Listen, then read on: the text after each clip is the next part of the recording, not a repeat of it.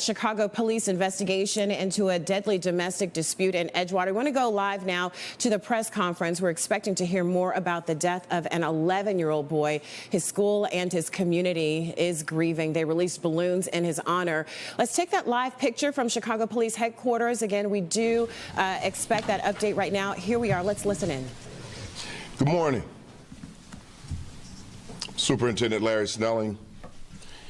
This morning, we're here to address a tragic incident that took the life of an 11-year-old child and a mother who was brutally attacked in an incident that should have never happened. Before I get into some of the details of what occurred, I'd like to introduce some of the members who are standing here with me today. I'd like to introduce Chief of Detectives Antoinette Ursitti, Deputy Chief of Detectives Kevin Bruno, Area 3 Detective Commander Rodney Hill, the 20th District Commander Jimmy Baer. We have Cook County State's Attorney Kim Foxx, who is standing here with us. I'd like to thank her for her presence.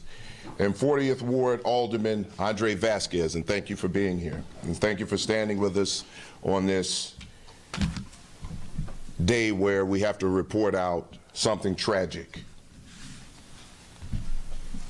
We're here to announce first-degree charges against the violent offender who fatally stabbed an 11-year-old boy and critically injured the boy's 33-year-old mother. Let me start by saying this is something that should have never happened. This offender, who I will not dignify by naming, was just paroled from prison the day before he brutally attacked this family. He's a convicted felon with multiple felonies in his background. He was out on parole while still serving a 16-year sentence for home invasion where he caused injury. This was the second time being released on parole. When he was first released on parole, he violated the order of protection against him and was taken back into custody by the Department of Corrections.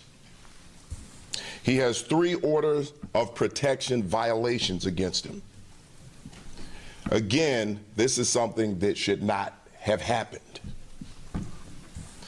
The day after he was released, he entered the home of the family and took the life of an innocent 11-year-old boy. The boy's mother was stabbed multiple times, and she had an order of protection against this offender. Her 5-year-old son was also present and witnessed this attack. We have to imagine what that 5-year-old is going to have to deal with the rest of his life after witnessing something so brutal. When we talk about trauma, just imagine the level of trauma that this 5-year-old is suffering through. This mom's life is now forever changed. Along with being brutally attacked, stabbed multiple times, dealing with that trauma, she has to face the fact that she will never see, touch, hug her 11-year-old son. She's lost him forever. We will continue to show support for this family, because as a department, we want to make sure that we reach out. Our officers who arrive on the scene witness this level of brutality, so we have a clear understanding of what it looks like and what these families and victims are going through. And I've said it before, I'll say it a million times again. We have to continue to support our victims. We have to have a focus on the victims. When I think about some of the things that have happened, I ask the question, where's the outrage? There are a lot of things that people have shown outrage for in this city, but an 11-year-old boy lost his life brutally. A woman stabbed brutally in a domestic attack. Where is the outrage for this family? Let's focus on the victims. First thing I'd like to do is thank Area 3 for the hard work and quick action that they took in getting charges approved for this offender. I'd like to thank every member of the Chicago Police Department who were a part of working to quickly apprehend this offender so that he could not offend again. I cannot say enough about how hard our department members, our police officers, our detectives are working to bring a level of justice, if we can call it that, to families who have been victims of brutal attacks. And I'd like to say thank you to each and every member of the department who was involved in this. So what I'm going to do now is I'm going to turn this over to Chief Ursitti, who is going to give you some details about what occurred. From that point, you'll get to hear from State's Attorney Foxx and Alderman Vasquez. So, Chief. Good afternoon. Antoinette, Ursitti, Chief, Bureau of Detectives. I want to reiterate what Superintendent Snelling just said. It is important right now that we focus on supporting the survivors of this attack and all those affected by this tragedy. Our deepest condolences are with them. The 37-year-old male offender has been charged with 1 felony count of first-degree murder, 1 felony count of attempted first-degree murder, 3 felony counts of home invasion with a dangerous weapon, 1 felony count of armed robbery with a dangerous weapon, 1 felony count of aggravated domestic battery, 1 felony count of unlawful use of a weapon by a felon, 1 felony count of violation of an order, prior violation of order of protection, and 1 issuance of a warrant for parole violation. Investigations like this are never easy, especially when they involve children. Immediately upon learning of this incident, Area 3 detectives responded and began collecting evidence and witness statements. During the investigation, detectives learned the 33-year-old female victim was in a prior relationship with this offender more than 15 years ago. This offender has a history of domestic abuse, and as the superintendent mentioned, is a convicted felon who has had previous order of protection violation convictions. The offender was serving a 16-year sentence for home invasion and aggravated assault when he was paroled and placed on electronic monitoring this past October. While he was on parole, he threatened the female victim via text and also showed up at her home. He was sent back to prison in February for this parole violation. The offender was released on parole on March 12th. The day after he was released, he returned to the victim's home, where he attacked her and fatally stabbed her 11-year-old son. Her 5-year-old son was also inside the residence, but was not injured. Video evidence shows the offender running from the scene with the knife used in the incident, which was later recovered, as well as other belongings. Several individuals were able to provide important information that led to the identification of this offender, who was taken into custody hours after the stabbing. I want to acknowledge the Area 3 detectives who spent the past 2 days investigating and securing charges in this case. I also want to thank every officer who responded to the scene and everyone who assisted in this case. This was a coordinated effort that included detectives, 20th District personnel, the Area 3 Area Technology Center, evidence technicians, the Area 3 Homicide Investigative Support Team, and the U.S. Marshals Great Lakes Regional Fugitive Task Force. Together, these men and women brought swift closure to a brutal crime of violence against a mother and her son. I'd now like to introduce Cook County State's Attorney, Kim Foxx. Good morning. Thank you for joining us here today. I stand here with Chicago Police Superintendent Larry Snelling, Chief of Detectives Antoinette Ursitti, and Alderman Vasquez. united in our sorrow and our resolve following a tragic event that has deeply affected our community. As you have heard, we are here to announce the charges filed in this heartbreaking case involving the murder of an 11-year-old boy and the attempted murder of his mother, a crime that has shocked our city to its core. The charges, if you've already heard, are first-degree murder, attempt first-degree murder, and home invasion. The defendant will appear in first appearance court at 11:30 this morning. The State's Attorney's Office has filed a motion to detain. We believe that he is a threat, as obviously indicated by the horrific nature of this crime, as well as his actions post-parole. This was not just a vicious and violent attack on an 11-year-old boy and his mother. It was an assault on the very fabric of our community, targeting the most vulnerable among us. An innocent child's life was taken as he tried to protect his mother far too soon. And a mother was attacked in what should have been the safest place for her, which was her home. As the superintendent has mentioned, this defendant has a history of domestic violence and had only been recently released from serving a sentence from a prior conviction.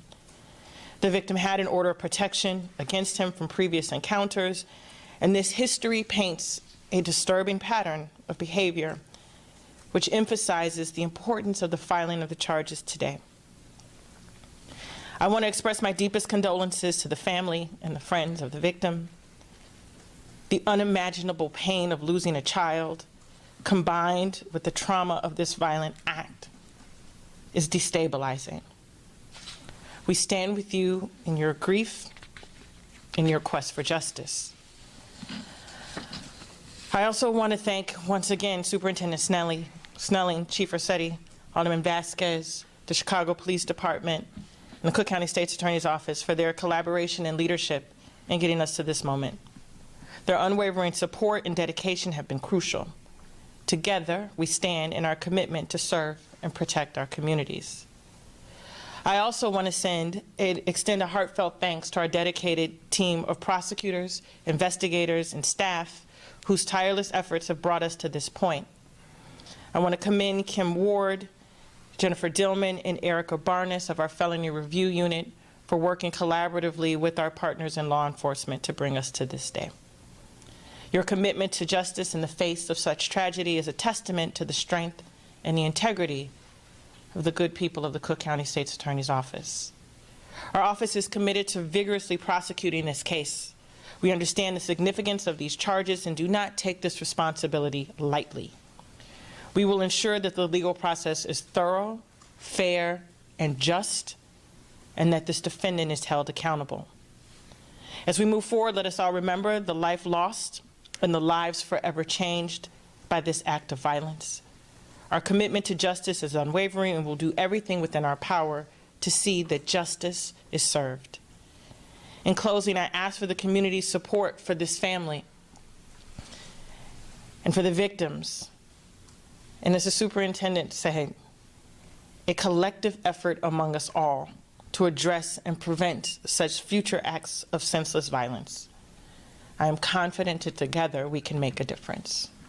With that, I'll turn it over to Andre Vasquez. Thank you, and good morning, everyone. First, I wish we weren't here to have this conversation. What occurred this past week, just 2 blocks from where I live, was an attack not just on a family, but an attack on a whole community. I take some solace on the fact that what we're seeing is a department and a government working together to make sure that there is accountability. And I want to thank Superintendent Snelling, Commander Byer, all the detectives for all the amazing work, the State's Attorney's Office for making sure this was a priority. As you all have heard, there was a family and a woman and children who were hurt. The young man's name is Jayden. Jayden, in a moment, trying to get to school, right? The door opens up, and he does what anyone would do if you see your family in danger. He tries to defend his mother. was a victim of this kind of attack. I've lost an older brother to gun violence. My heart right now is in pain for the 5-year-old who had to witness any of this. And so last night there was a vigil held at the property. What I saw out there was about 80 children, ages 10 to 14 years old, that speak to how popular young Jayden was. He was popular in his school at Pierce Elementary.